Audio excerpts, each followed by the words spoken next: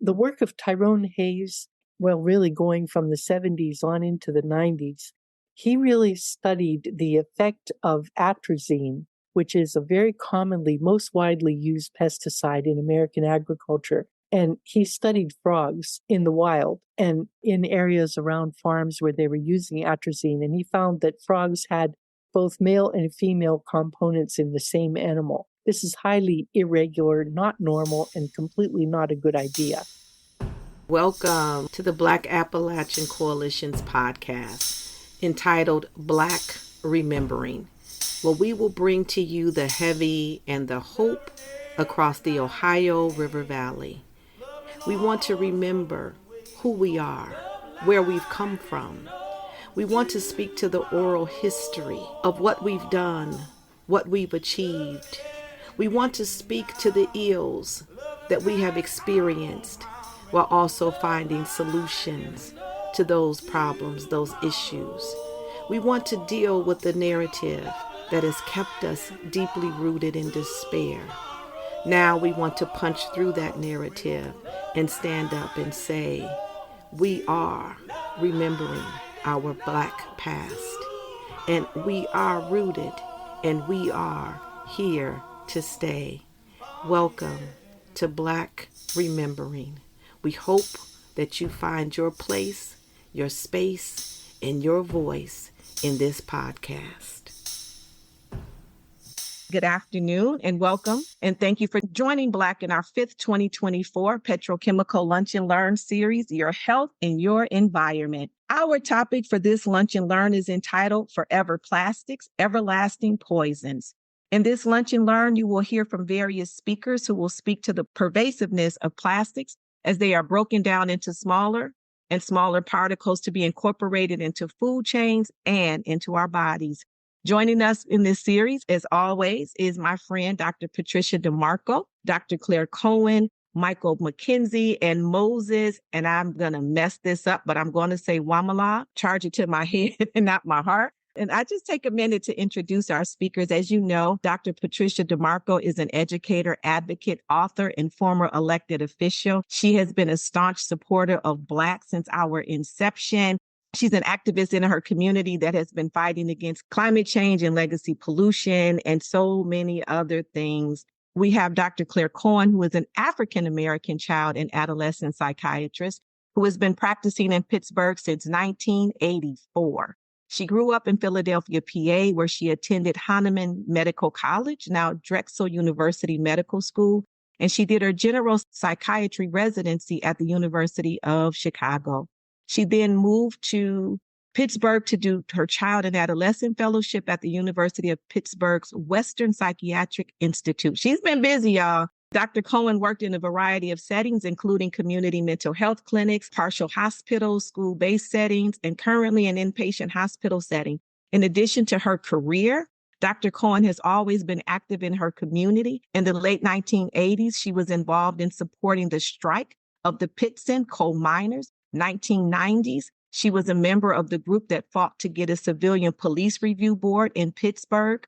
More recently, she has been involved in efforts to stop the school-to-prison pipeline within the Pittsburgh public schools. She is also a founding member of the Pittsburgh Green New Deal. She sits on the advisory board of the Pittsburgh Black Workers Center, and she is fighting for Medicare for All as a member of the National Single Payer. And then she's also Physicians for National Health Program and the Western PA Coalition for Single Payer Healthcare. That's a lot. She's been busy, as I said, and we appreciate it so much. She is also a Quaker who is a member serving on the Peace and Social Concerns Committee. She also serves on the Peace and Justice Committee of LEYM and is an at-large representative to American Friends Service Committee. Welcome, Dr. Cohen. Our next guest and speaker is Michael McKenzie.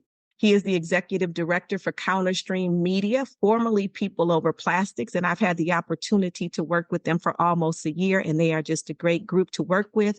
Before joining Counterstream, Michael was the community strategist with Taproot Earth, an international organization that builds power and cultivates solutions among frontline communities in the Gulf South. and the Global South. As a community strategist with Taproot Earth, Michael worked with frontline organizations and communities in Texas, Louisiana, Mississippi, Alabama, Florida, and Puerto Rico. He's been doing it up as well to advance strategies and solutions that address environmental and social injustice. Michael earned a bachelor's degree in applied sociology from Millsaps College, a master's in education administration from Texas Southern University, and we want to give him a great hands up because he's a former Harvard GSE fellow and is currently a doctoral candidate at Teachers College, Columbia University, where his research examines how urban school leaders understand, perceive, and respond to media coverage of schools and communities educating Black and Brown youth. And last but not least, our speaker will be Moses Wamalwa, who is the program manager for the Pittsburgh Plastics Collaborative. We have a great group of people for Moses. So let me get this right because I want to give him his flowers as well. So he leads the Plastics Collaborative, focusing on program implementation, recruitment, relationship building, and research implementation. With extensive experience in community mobilization, youth empowerment, and engaging with diverse stakeholders, Moses excels in using strategic planning to drive impactful changes. He is formerly a lead organizer for 1PA and a program manager with Action for the Climate Emergency. He has a strong background in advocacy for social justice and environmental sustainability. Moses is currently pursuing master's, not one, he put apostrophe S on this, master's degrees in food studies and business, enhancing his expertise in sustainable development. He resides in Pittsburgh. He is a food enthusiast, man after my own heart, a new father, congratulations, and enjoys connecting with people through humor and shared culinary experiences. I mean, that just did it for me right there, shared culinary experiences. And that is so powerful and wonderful. You know why? Because the way that we have always come together is at the kitchen table, on the front porch. We would come and we would break bread. You know, if you were in the South, we were cutting watermelon. You know, you were eating sugar cane, whatever it is. But that's the way that we built community. And I am so honored that we have individuals who are not only in their careers, but they're in the community. And what that does for me is say people are putting, movement with their mouth. They're not just talking about it, they're being about it. And so that deserves a celebration, if nothing else. So again, I'm not going to take up any more of your time because I can talk and talk and talk. I just want to pass it on over to my dear friend, Patty DeMarco, and we are going to get this petrochemical lunch and learn started, and welcome again, everybody. Thank you. Thank you so much for that introduction, Marcia. You are just so eloquent and so gracious to everyone. I am so delighted that you have convened this Black Appalachia Coalition. And the first thing I'd like to do is thank this amazing team that has worked together on putting this series together. I thank Ben and the Ohio River Valley Institute as part of our team, and our fellows, Kadesh Gebre and Esther Baldwin, with the Black Appalachia Coalition. We've been working on this series to help empower people with information and also discrete actions so that we can take control over what we do in our lives about plastic. And this is a ubiquitous problem. It's something that is really global, but it reaches down to every one of us in our everyday life. We are already experiencing contamination of plastic debris in the ocean, where we already have lost 250 ocean species. And 10 to 20 million tons of plastic refuse ends up in the oceans each year. If you look at the gutterways and the ways that water washes off of your streets, all that junk that you see floating down, that ends up in the waterway somewhere. And we now in our country discard 35 billion plastic water bottles a year. And over 40% of the plastic that's used in packaging ends up as plastic pollution. And it counts for about 8% of the world oil production. And really, we are connected to the health of the ocean because that is part of our life support system. And 8 million metric tons of plastic enter the ocean from human activity every year. And the oil companies are now focusing on expanding plastic production as pressure on using oil for fuel and gas and natural gas for fuel is decreasing, they're shifting to making plastic as a way for them to stay in business. This is a very insidious action that's going on, and it really just means more toxic air pollution and more plastic in our environment. And we have the EPA trying to stand between these major industries and the health of the people and of the environment. But they have limited authority. Of all of the chemicals that are in use today, 85,000, only about 200 have been tested for health effects. And there's a high burden on the EPA to prove that things are harmful enough to take them off the market. They have just recently, in April of this year, finalized a critical rule to designate two of the widely used perfluoroalkyl-octanes as hazardous substances under the Comprehensive Environmental Response Compensation and Liability Act. And those are the things that are in stick-free cookware and stain and water-resistant fabrics and carpets, and also in fire suppressant chemicals that are used by fire departments. These are very, very frequent in common use. People are exposed to them. Anytime you use non-stick cookware, you're exposing yourself and your family to these forever chemicals. And the regulation is based on the amount of exposure, not on the nature of the hazard. And as a result, we have a lot of pollution that enters by regulation into our water, into our landfills, and into the air because we titrate how much of any given chemical is allowed to be emitted by permit. And as a result of that, we have many common chemicals that are in our environment through the food that we eat, through energy and plastics production, and through consumer products. And many of these have endocrine disrupting properties. And we've talked about these before, but today we're going to go into it a little bit more in depth because these are common to a lot of products that you're exposed to every day. We have 167 chemicals found in the bioassay that is done of the general population. 76 of these cause cancer in humans or animals.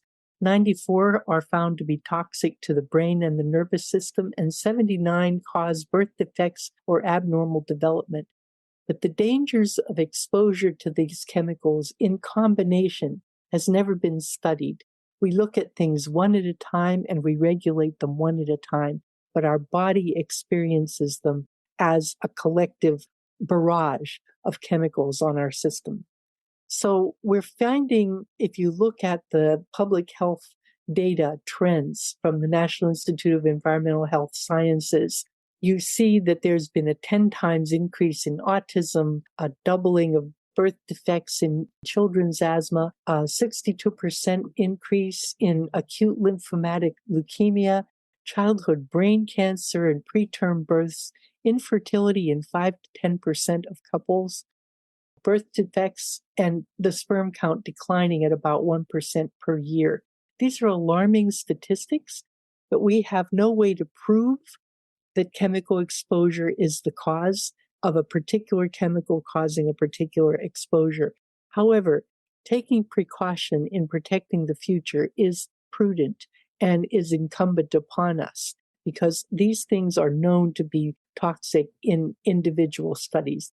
The work of Tyrone Hayes, really going from the 70s on into the 90s, he really studied the effect of atrazine, which is a very commonly, most widely used pesticide in American agriculture. And he studied frogs in the wild and in areas around farms where they were using atrazine. And he found that frogs had both male and female components in the same animal. This is highly irregular, not normal, and completely not a good idea.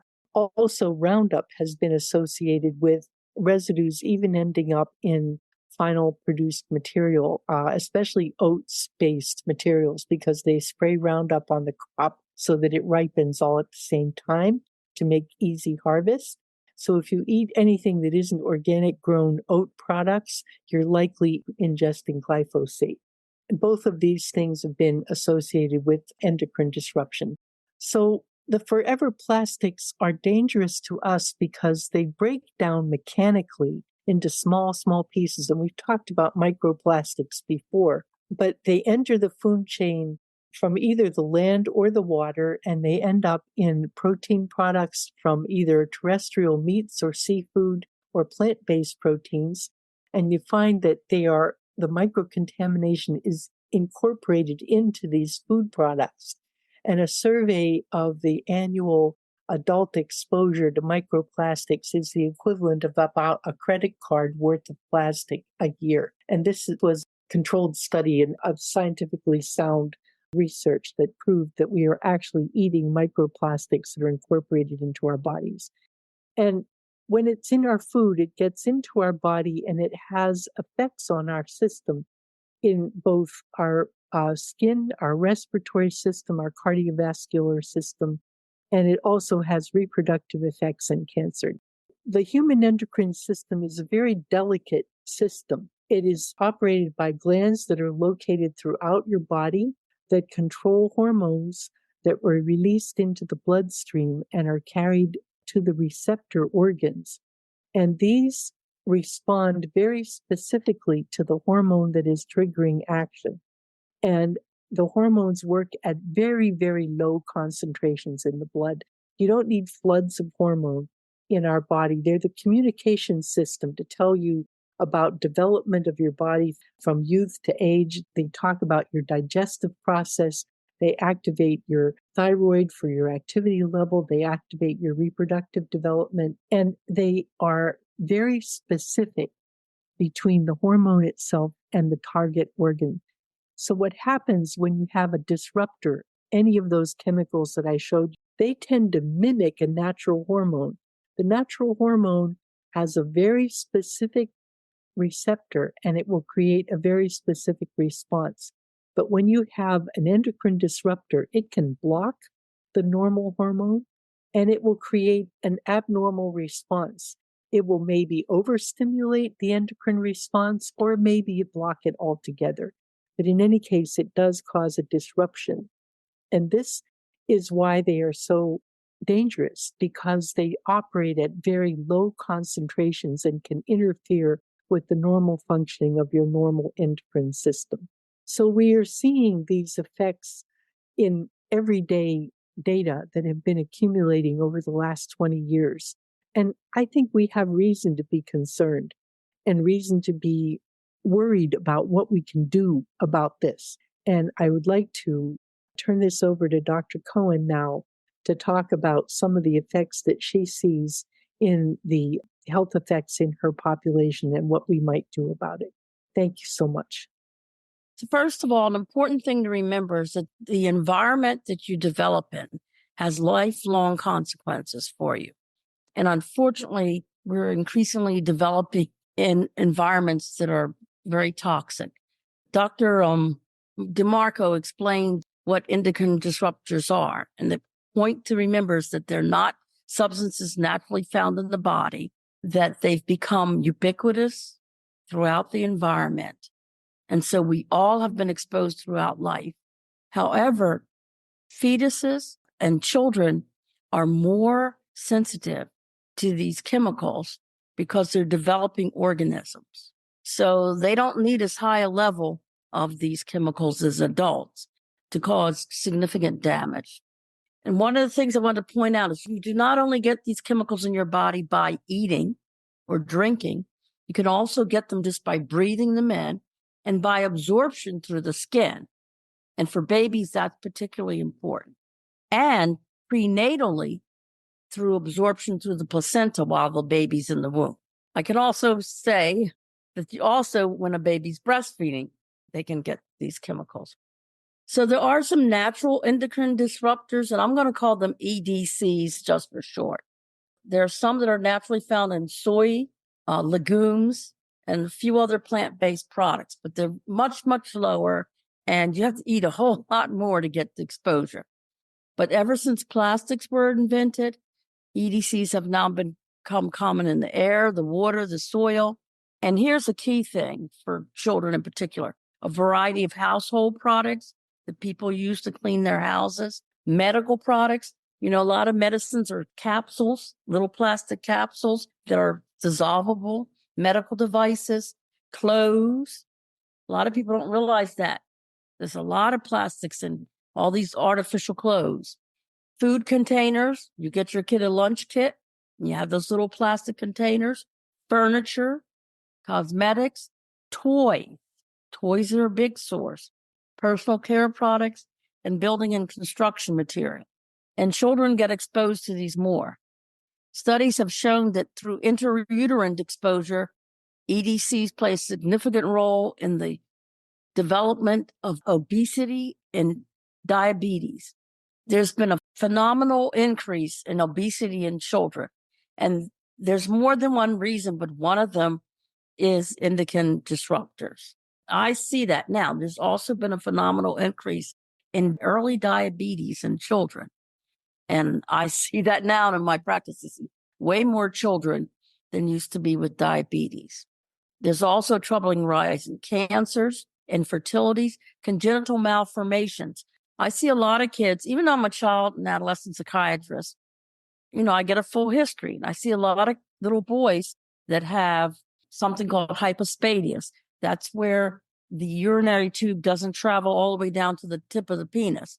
That may not sound like a big deal to you, but, anytime you have some abnormality in your body, that tends to cause kids, especially young children, a lot of psychological distress and issues. So now that's a very common problem. Also, there's been a troubling increase in attention deficit hyperactivity disorder, ADHD. Again, this is not the only cause, but there's clear evidence that these disruptors are causing an increase in that. Also, a decrease in IQ. There's an increased incidence of children with intellectual disabilities and learning disabilities. Also, there's a troubling increase in children with autistic spectrum disorders. And there's been some good evidence that is associated with autistic spectrum disorder. And I see a lot of kids with that. A lot of these chemicals are in electronic devices. There's some studies showing that this is playing a big role in the increase in ADHD and autistic spectrum disorders, not just the using them and looking at them, but also the chemicals in them. As Dr. DeMarco showed, these chemicals do their damage through a variety of mechanisms. One is acting directly with hormone receptors, as she pointed out, but they can also affect neurotransmitters too. Now, I'm going to go over some more reasons why children are more sensitive to this. First of all, children have, relative to their bodies, they have a larger body surface area than adults. So the amount of water, food, and air that they take into their bodies is greater proportionally to their body surface area than adults. The other is we have something called the blood-brain barrier. It's a special mechanism to keep things that shouldn't be in our brains out. Well, children's blood-brain barriers are not as developed as adults. So many of these chemicals get into their brain and they affect neurotransmitters in their brain, as well as the master endocrine gland called the pituitary. Another thing, and I pointed out this before, is babies, their skin is more permeable. So they can absorb many of these chemicals through their skin better than adults. And the other is that children spend a lot of time playing in soil, playing in water, playing in dirt. Oftentimes they're crawling on floors. Babies put toys in their mouths. They get much more exposed to these chemicals. You change babies' clothes more often. You wash them more often. So they get more exposed. And finally, children's detoxification system is less efficient than the adults. Our detoxification systems are mainly our liver and our kidneys. And children's livers and kidneys are not as efficient as adults. And this is true for babies in particular, but now kids that are obese, is a lot of these toxins accumulate in the body by being stored in body fat. So you get babies, they have more of this stuff stored in their bodies. Children crawl on the floors and, people spray pesticides. They got ants, you go to the store and get, what is it called, Raid, and you spray it. The child crawls on the floor and they pick up these chemicals from there. Food additives. There are a lot of food additives put in baby foods to make them look beautiful and I think taste good, but definitely to make them look beautiful. And as you notice, there's been a lot of recalls recently I had a lot of parents really upset at some recent recalls of baby food because of the additives added, which they were recalled basically because of the high levels of endocrine disruptors in the food. When you send your kid to school with lunch kits, as I said, those lunch kits have a lot of bisphenol A in the packaging and in the containers. So I'm going to go over the four most common chemicals in the environment. So the first one is called phthalates. Phthalates, you get them through ingestion, inhalation, and dermal absorption. Also, they can cross the placenta. And as a result, you get a lot of interference with thyroid hormones. Well, children who have a disruption, babies who have it, and young children who have a disruption in their thyroid hormones, that can cause a lot of problems. It can cause growth delays. It can also cause intellectual disabilities. It can cause emotional disabilities. And I see a lot of kids with thyroid abnormalities, by the way. And so that's one of the things we work up to see, why is this kid so moody or agitated all the time? Why they're not responding as well to medicines. And we can talk about androgens in a little bit. Talk about that when I get to the last most common substance. These chemicals, even though they they last in the body less than 24 hours, we keep getting re-exposed and re-exposed. And so therefore, that's why they're always there. Then there's PFAS, the per and polyfluoroalkyl substances. And they're found in food containers, once again. You know that foam the firemen use to put out fire? A lot of firemen get contaminated because of that. Water-resistant clothing. We thought that was a big boon to have all these water-resistant things. Floor polish and some other products. These chemicals have been tied to diabetes. That's when it says impaired fasting glucose and glucose tolerance. We have a lot of kids nowadays that even if they're not diabetic, they're what's called pre-diabetic. With many of my patients, that's one of the things I work up, because many of the medicines I have can themselves cause diabetes. So you have these toxins in the environment and you add the medicines and bingo, the kid has diabetes. Obesity, polycystic ovary syndrome. I'm sure people have heard of that before. That's increased in girls. This is gestational diabetes. Gestational diabetes has increased. And that, if a kid is born with gestational diabetes and it's not picked up, you can end up with a kid with intellectual disability, with brain damage, leading to intellectual disability, also with cardiac problems. You can have intrauterine growth restrictions. So when we're seeing a troubling increase in all of these, then there's the bisphenol A, BPA. That's the famous one that is found in containers for food and preserved food and drinking water dispensers, like in plastic cutlery and plastic plates and telephones, on toys. Oh, it's found everywhere that kids seem to be. That plays a big role, and once again, in diabetes and obesity. And all of these medicines seem to play some role increasing ADHD and autistic spectrum disorder. Finally, there's triclosan. And the problem with that is we've seen a troubling increase in precocious puberty around the world. First of all, the average age of puberty has dropped dramatically. And now it used to be considered precocious if a girl was 10 and had her period. Now it's not considered precocious till 8. The problem with having puberty too early for boys and girls is their brains don't develop any faster, and their brains aren't ready for that sexual maturity that has occurred. Can put girls to a risk of getting pregnant if they get raped or sexually abused. And there's nothing worse than a 10, 11, in some cases, 8-year-old girl. There was one case of a 5-year-old girl that got pregnant. They're not ready physically or mentally to handle raising a child, let alone handle having a sexual relationship. So this has become a big problem. You also see an increase in uterine polyps and in breast and cervical cancers in girls, something called cryptorchidism. And I'm just going to use the regular word. The testes don't descend.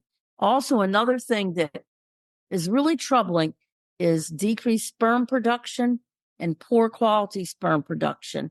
This you think of older, not little kids, but one of the issues, there's an increase in infertility, and that's because the average male has half the sperm count that men used to have before World War II. The sperm count has dropped by a half, and it's thought to be related to these chemicals. There's also an increase in testicular tumors, which, if they're cancerous, require removing the testes. So now you have an increase in fertility for males. So since I'm a child psychiatrist, what I see is an increase in ADHD and an increase in autism. And of course, as Patricia said, you can't take any one kid, because I will have parents come and say, well, Dr. Cohen, can you say for sure this was caused by this exposure? Unfortunately, you can't. It's rare that you can definitively say that that was the cause. But the fact that there's such an increase is concerning. And it tells us that we're really doing damage to the next generation with these chemicals. In terms of what we do, you give the therapy. That's not the answer. That's not going to stop. What we have to do as parents, as healthcare providers, is do stronger advocacy to put limits on these chemicals and to do more research to make stronger connections with the damage they're doing, and to really pressure our legislatures to really put some limits in terms of exposure, because otherwise we're going to really do serious damage to the next generation. Doing more therapy isn't the answer, because you're just getting an increase in these. What we have to do is find ways to stop this from happening. The other thing is, and this is another thing I work in, health justice. We need to put more pressure on our legislatures for there to be equitable health care. I believe the way to get it is single payer health care, so people can get attention to these problems that they're facing more increasingly. They can get the treatment they need. I see a lot of kids who are not getting treated for their prediabetes and their obesity. And I see a lot of kids that don't get adequate treatment for their autism and for ADHD and intellectual disabilities. And that's where we can fight also to get better treatment for those. But the key thing is to really press our legislators to put some limits and restrictions on the use of these chemicals and the amounts of them in different various products, particularly in regards to children. So I'll stop there. Dr. Cohen, this is Melanie Mead. I'm a narrative organizer with the BLAC Appalachian Coalition, and I'm so very thankful that you have shared this information.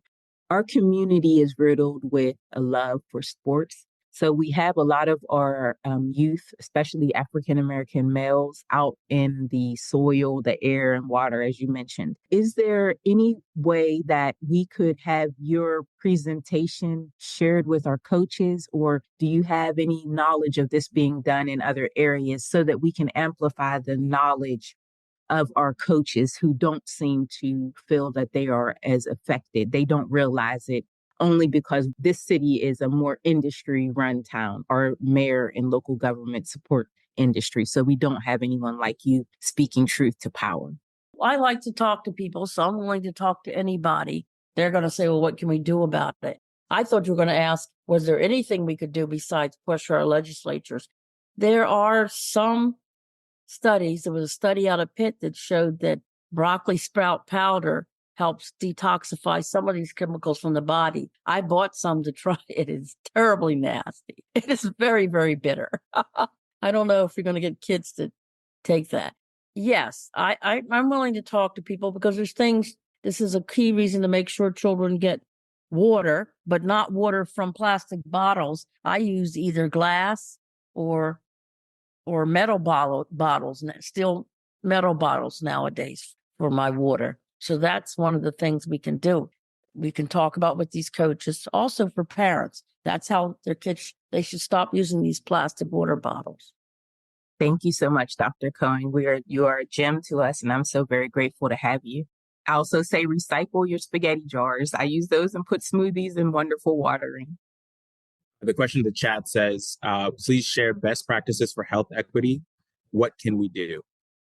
Well, the best practice for health equity, if you look at the whole rest of the richest countries in the world, is for us to have a single payer health care system where people can get health care free at the point of service. They don't have copays, they don't have deductibles, and they don't have prior authorization by insurance companies, which are not about healthcare, they're about limiting care. If you ask me, I'm going to tell you that's what the best practice for health equity, having a system where people can just get help. And also they don't have narrow networks. You go to the doctor you want. There's a lot of studies showing that Black people get a better care from Black doctors. Well, if your network doesn't have that Black doctor in it, and it's not what the doctor picks, it's what the insurance company picks, then you're not going to get to see that doctor or women or a woman doctor, whatever you want to see. And I saw Marin's thing. She said the case with the 5-year-old was in Peru, but I think there was also, Marin, a case of a kid in Puerto Rico too. And that was, and I can look it up again and see, but I know that in Puerto Rico, they had some problems due to contamination of the soil from the military with all kinds of these chemicals in the soil. It may be that the more recent cases, the pregnancies were terminated. Yeah. But in some of these older cases, it's like the kids gave birth. Children that I guess were probably either given out for adoption or raised by grandparents. Yeah. Yeah. I think you're right that the more recent cases, pregnancies were terminated, but that might not happen anymore. Yeah. And often they didn't figure it out until the kids were 6 or 7 months along. Well, I want to thank Dr. Cohen. I know she has to get back to work. And for the sake of we have 2 other speakers. And I would say if you have any questions, please email us at helloblack, at blackappalachiancoalition.org.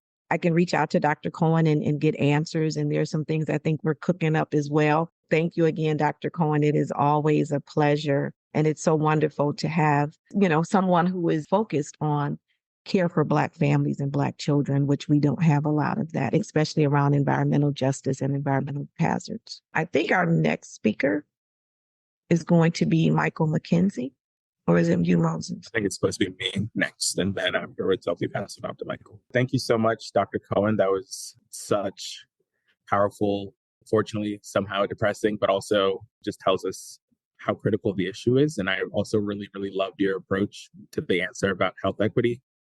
I'm going to be talking a little bit more about some things we can do on an individual basis, but the organizer in me felt really heard and seen with your response, because I think at the end of the day, this is something we need to take on at a more than just an individual level.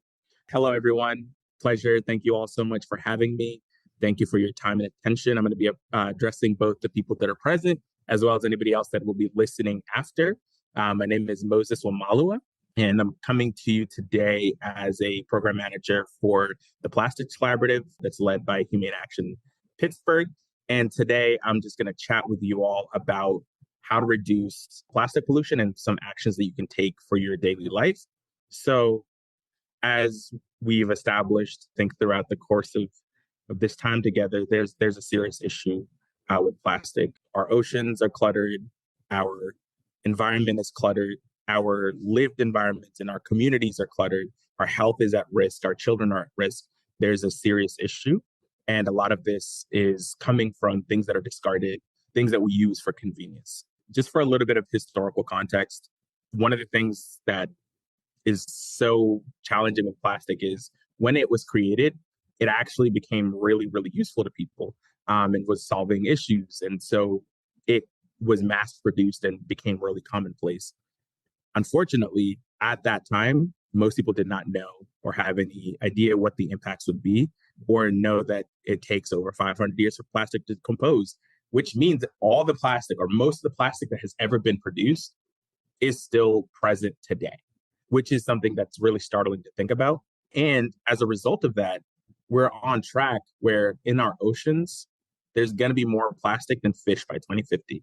For me, when I heard that, it blew my mind because that feels ridiculous. But unfortunately, that is the scenario we're in.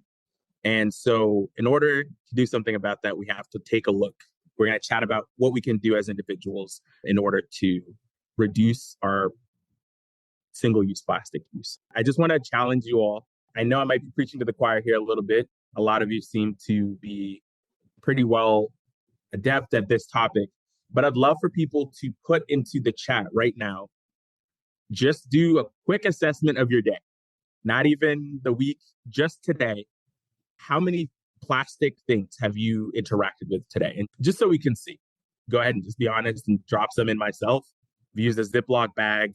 When I went to grab some leftovers from the freezer, I had a Ziploc baggie, pull that out and use that. I used some Tupperware. I have, and which I realize I need to get rid of after Dr. Cohen's presentation. But my baby, her chair is plastic. Her plate is plastic. Even though it is reusable, it is still plastic. And so I'm realizing one of the things that is challenging about plastic is it's ubiquitous, right? It is all around us.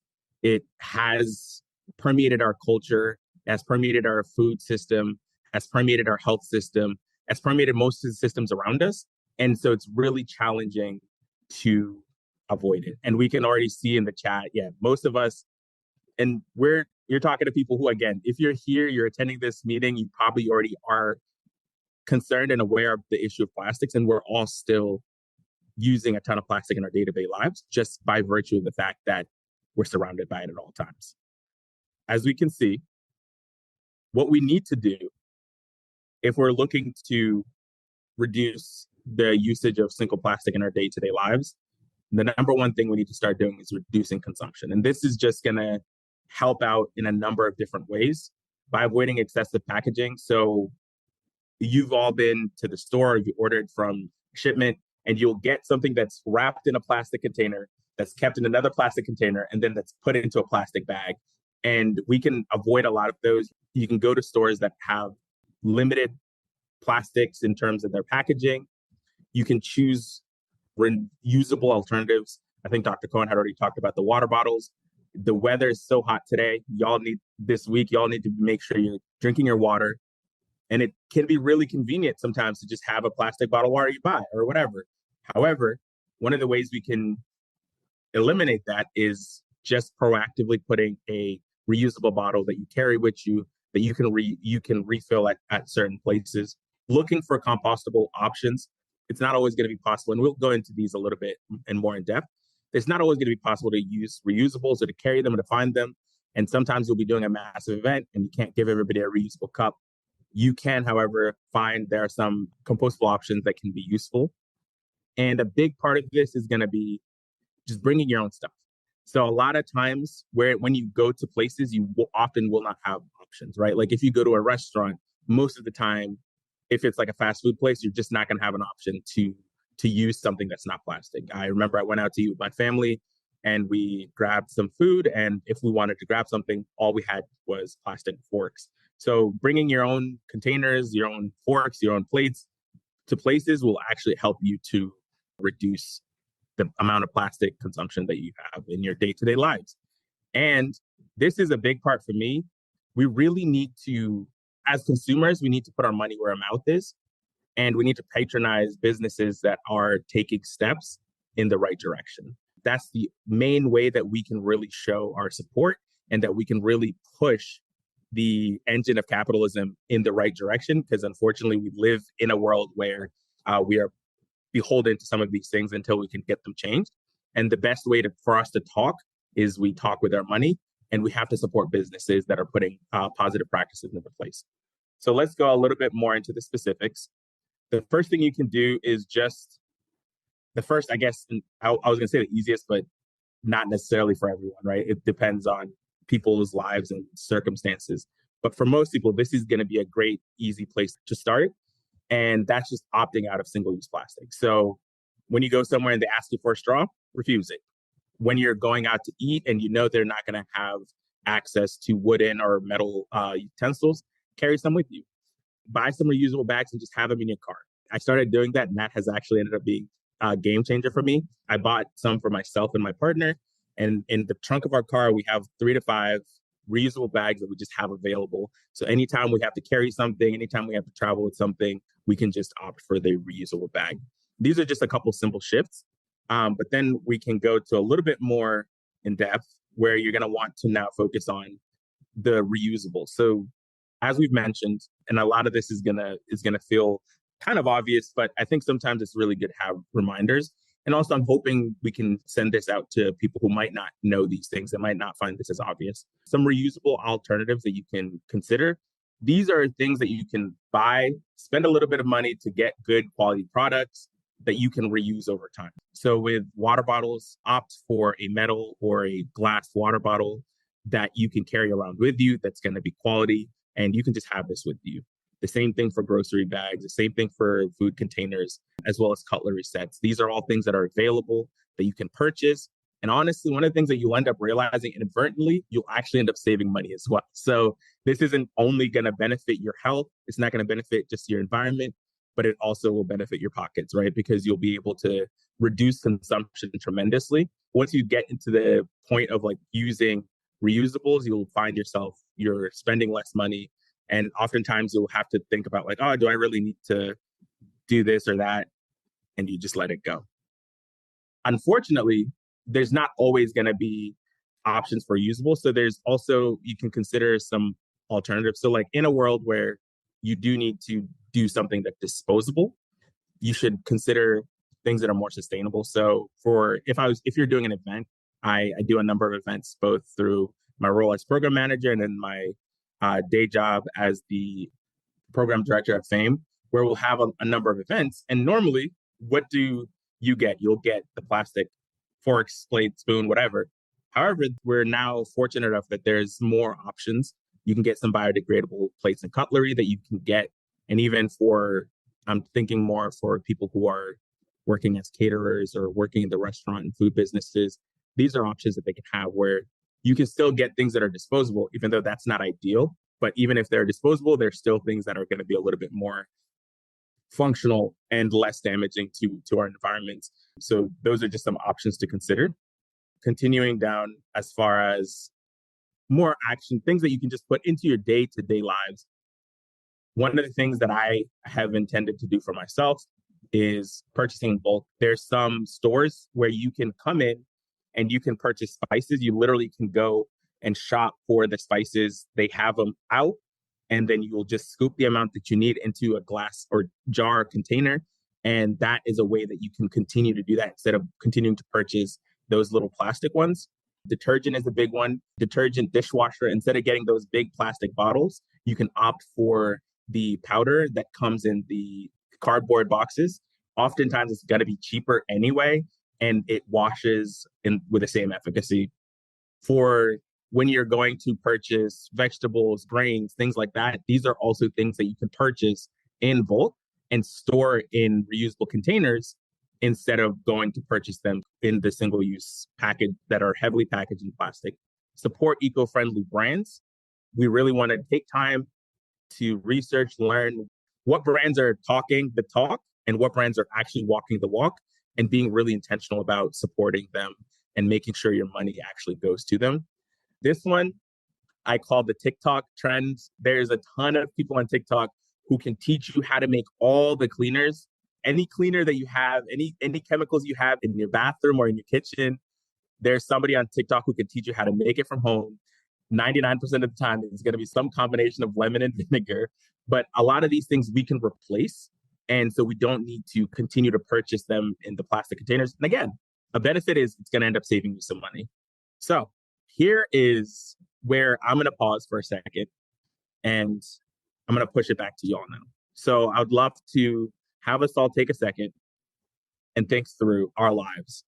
And I want us to make a commitment. So it's one thing to learn. We've heard about the health impacts. We understand that plastic is not just ubiquitous, but also incredibly dangerous, right?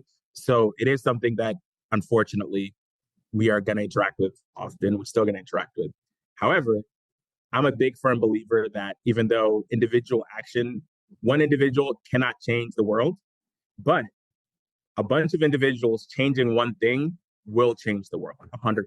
So I want you all to make a personal commitment today to do one thing. You could do 10, you could do 50, but at least one thing today that will change your relationship with plastic. So for me, the number one thing is I like to cook a lot. And as a result, I tend to store a ton of leftovers in Ziploc bags. I already mentioned, I literally this morning, I was rushing, so I just grabbed some leftovers from the freezer. It was in a Ziploc bag. It was a single-use plastic thing. I'm not proud of it, but my commitment today that I'm going to do to reduce my plastic use is I'm going to invest in some containers, some glass containers that I can store leftovers in, and that'll eliminate the need for Ziploc bags. Like if you're a pro, if you're like way down further in the road, you can tell us what you have already done, or if you can just make some commitments and we know what commitments they're making today. Shauna, I'm not sure if it's Shayna or Shauna, please. It's Dana. It's fine. Thank you. I really appreciate the point that you raised about reusable bags because I am a far better adult who operates in a hypothetical than a realistic. So I'm going to be more intentional about using all of the recyclable bags that I have in the trunk of my car and remember to carry those inside the store because I also don't like throwing away the bags from the store. I like to recycle them and use them in smaller trash cans. But now I'm getting to a space where I have way too many of those bags and it bothers me. So I'm going to be more intentional about using the reusable bags whenever I go out shopping. So thank you. Thank you for that commitment. Mhm. Let's get one or two more people, please. Hi, this is Kathy Westman. I'm a great believer in bring your own bag to restaurants, in which I have my own containers that I put my leftovers in to avoid the styrofoam. Many places are now using paper, and that's better, but I come prepared. And if you see somebody doing it, you get used to it, and it's not so strange. So I bring my own bag is what I wanted to say. Thank you. That's actually a really great. I had literally not even thought about that. And I'm really glad you said something. See, we're all learning from each other today. I am definitely going to do that. Also, because I hate the styrofoam boxes that they give them. And anyway, so that makes a lot of sense. If you have like some glass containers you could bring with you and you can store your leftovers and it's already ready to go. Love that. Oh, I see we have some in the chat as well. Natalie's committing to use less plastic beauty products. That's a big one. One of the things I changed as well was I just switched to bar soap. This one actually had less to do with me knowing or being educated about plastic and more just me finding a woman that loves me and was like, you can't keep doing those 3-in-1 shampoo nonsense things. So I've switched to bar soap, which has been super helpful. And let's see. Yep. And then Sally has moved away from plastic containers to glass. Perfect. Hillary has mentioned that we should model good behavior. Thrifting. Yes, that's perfect. I love that. Everything I said previously was focused on the individual. These are all individual actions that we can take, and we really should. And we need to, as individuals, just be more conscious, be more cognizant. But I would be remiss as an organizer to only focus on the individual, because I think it's also crucial that we are all leaders, we're all community members, we're all engaged in different spaces, and we also need to be more intentional at the community level, at the corporate level. And so one of the things that we can do, just an easy first step that a lot of groups can do, is setting up local cleanups. So this can be just picking a day, going to a park, doing a cleanup. This can be partnering with communities that just are struggling with pollution as a whole, where you can go up and set up some cleanups. And this can be beneficial just to beautify the environment, but also to just reduce the amount of plastic that gets into our water and the amount of plastic that just gets into our environment as a whole. We could push for plastic-free campaigns internally within our schools, within our communities, within our jobs. I know when I was at Chatham, that was something that had successfully been done. At Chatham now, Chatham University, they now serve everything. All the utensils, all the disposable items are compostable, and there's just like no plastic in the food system process at Chatham. And that's something that's really incredible for a school of that size. The other thing is, especially for those of you who are leaders in your businesses, have access to political power, it's pushing for incentives for businesses to actually follow through with reducing and eliminating plastics. And one of the things that we need to make sure we're doing is, and we talked about it previously, the businesses that are trying to do the right thing, as individual consumers, we need to support them. But also, we need to be able to, from a government perspective, we need to incentivize businesses to actually do the right thing. And again, the main thing is advocating for policies that are going to be pushing for us to do better with our plastic consumption, reducing the use of single-use plastics in our day-to-day lives. We're going to talk a little bit more about this later in the presentation. It was one of those mind meld situations. But the other aspect of it, I think, that is incredibly crucial super important at the individual level, super important at the community level, but crucially important where we need to do some policy advocacy, where I would love to invite you all. If any of you are interested in continuing this conversation, we're going to be doing a plastic collaborative meeting, and you're all welcome to that conversation. Thank you all so much for the time, y'all. Thank you so much. And I hate that we have to cut people short. If you have questions for Moses, please email them to me or our Hello Black at blackappalachiancoalition.org. And we will make sure that we get, answers to your questions. And if you have my number, feel free to call me. But now I'd like to turn it over to Michael McKenzie. Hey guys, good morning and thank you. These presentations have been very intersectional, and we all speak in the same language in a lot of ways. And, I love hearing how one aspect of the EJ and health fight impacts the other aspect. And so what I want to talk quickly about is youth vulnerability zones. And again, you'll hear a lot of what's been said resurface in this conversation. I do want to give credit to this artist, Colin Chu. And I love this illustration because it essentially reminded me of like my home growing up in North Baton Rouge. And so when you look at these icons, it basically tells my story. My school is the icon with the graduation cap, and then near that is the circle icon, which is my home where I grew up. And those other icons represent either petrochemical facilities, incinerators, landfills. We do have the airport here. So the airport would actually fly so low over our home that we got used to pausing our conversation until the airplane actually crossed. I mean, it was so close. Sometimes as kids, we thought that we could actually throw a rock and hit the airplane. And so I literally grew up in a vulnerability zone. So it's very important to hear these conversations. But essentially, this was a link to an Exxon chemical plant explosion. And so this happened so much that it was essentially normalized in my community. This is what young people face in these vulnerability zones. So what are youth vulnerability zones? And these are areas where schools and youth live and learn within 2 miles of toxic facilities. And the asterisk is that there's no federal definition that defines parameters of a youth vulnerability zone. I do think that is a very important fight and conversation so that there can actually be a definition.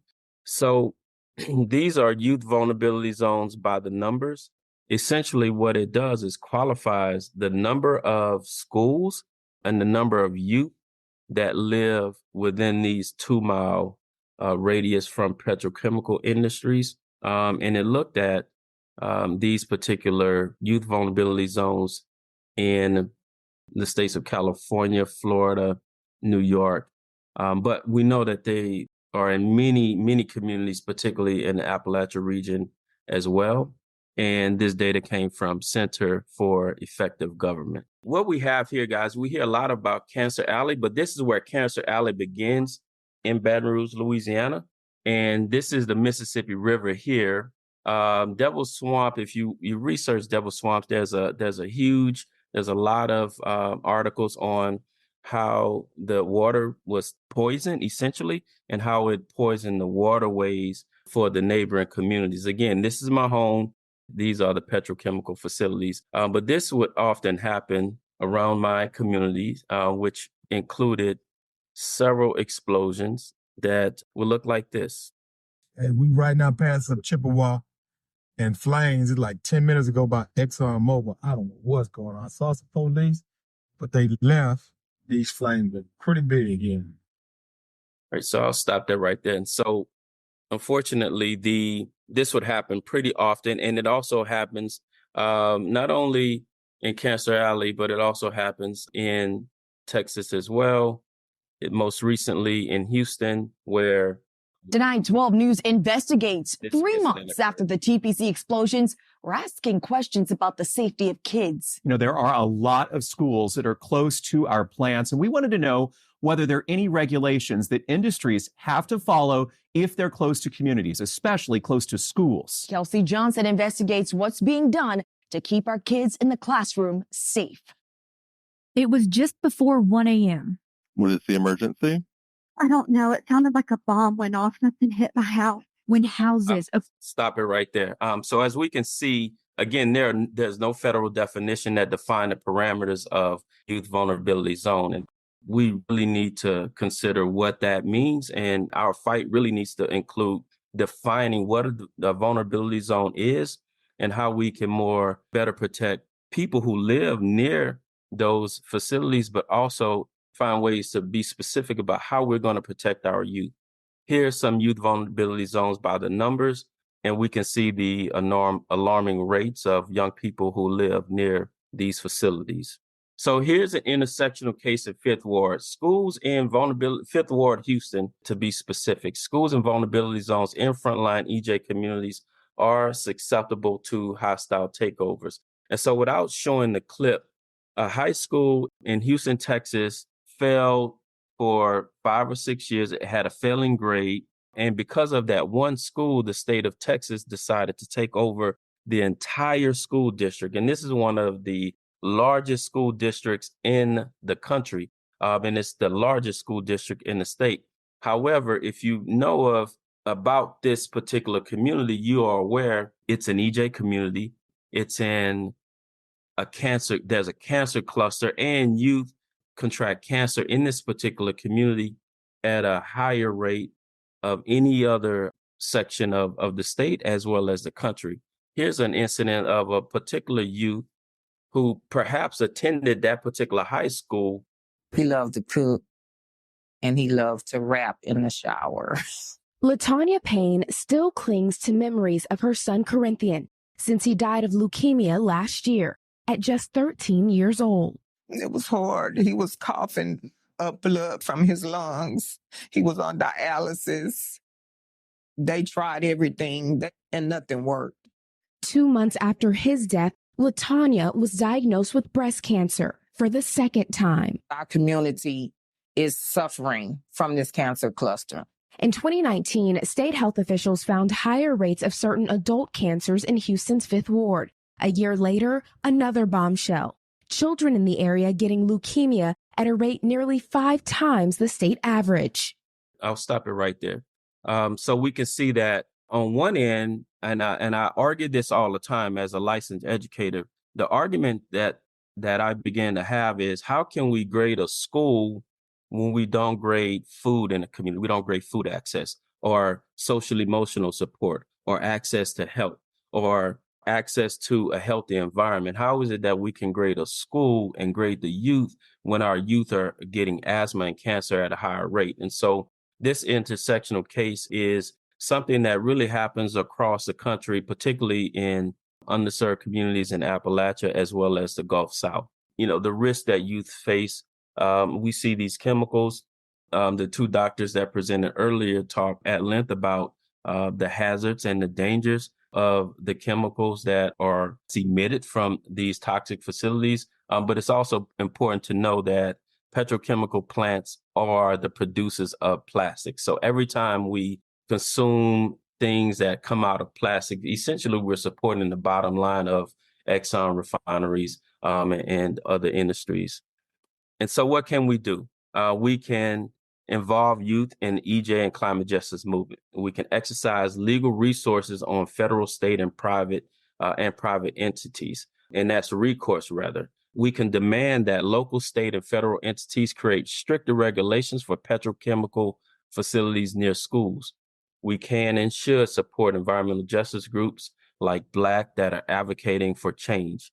We should demand that local refineries present emergency plans to community and school decision makers for feedback and refinement. Ultimately, we want to phase out petrochemical facilities altogether, especially near schools.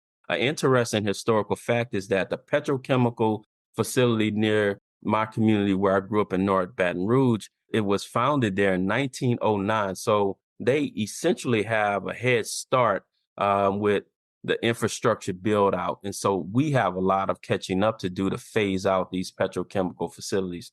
We also need to demand that facilities provide access to hazardous chemicals to all residents within 3 miles, within a 3 mile radius of the facility. And that should be access to health facilities that help remedy the hazardous chemicals, I should say. We need to expose youth to language and science needed for change.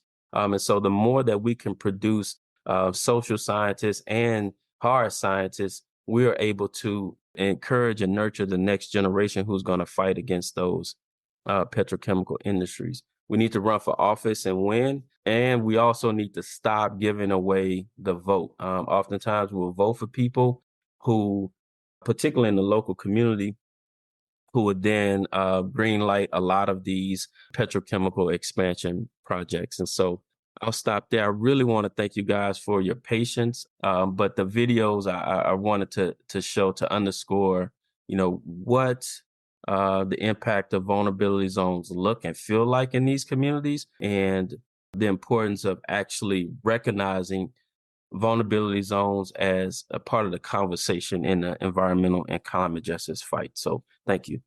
Whew. I'm going to say thank you. Thank you all. I don't know about everyone else. This is heavy. This is eye-opening. I love the way that you all connected everything together for us to be able to see the harms and also the ways in which we can get involved. I'm appreciating the wisdom and the knowledge in this space and everyone who has joined us today. If you didn't see anything else, I hope you saw how this impacts our future generations. And the common theme here has been the impact on our children, the impact on mothers who are giving birth to children, the fact of the impact that our communities have on us, and the need to define things that incorporate us. I often say, if we are not articulated, then we are not visible. We are not a part of the conversation. And I guarantee if you probably did mapping, these sites would be in poor communities, poor Black, brown communities, white communities living in poverty, because this is death by design. And I'm going to be honest, I'm up here. I'm sorry, I'm up here. It's death by design, and I'm tired of eulogizing our communities. And it's time for us to stand up and say we want to live. It is time for us to realize that not only are we vulnerable communities, but we're vulnerable people. And the only way to break down vulnerability is that we get curious about one another and identify the ways in which we can build. The purpose of these petrochemical lunch and learns, number one, is to stop the steal, as Michael has mentioned. Number two is to build out a public agenda or policy agenda as having health harms as a human right. Number three is to do the emergency preparedness that's needed, because people are experiencing all of the things that you all have seen and heard, explosions. I mean, we look at East Palestine, we have a laundry list of what goes on. But I am glad that sometimes we have to highlight the heavy, but in a way that we're also highlighting the hope. And what's the hope after this? The hope is, I hope that you join us. The hope is, I hope that you get involved in your own community. I hope that you find a way to find legislative ways to hold candidates accountable.